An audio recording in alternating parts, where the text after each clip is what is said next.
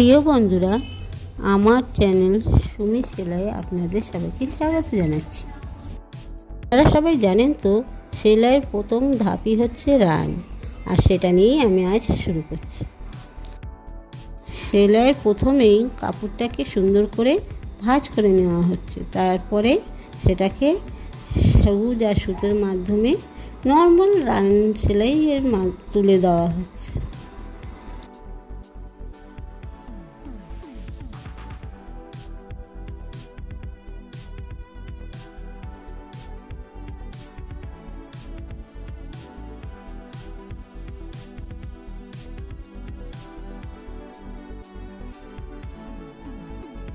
এভাবেই সহজ পদ্ধতিতে রান সেলাইটা করে নিতে পারেন বিভিন্ন কাজেতে।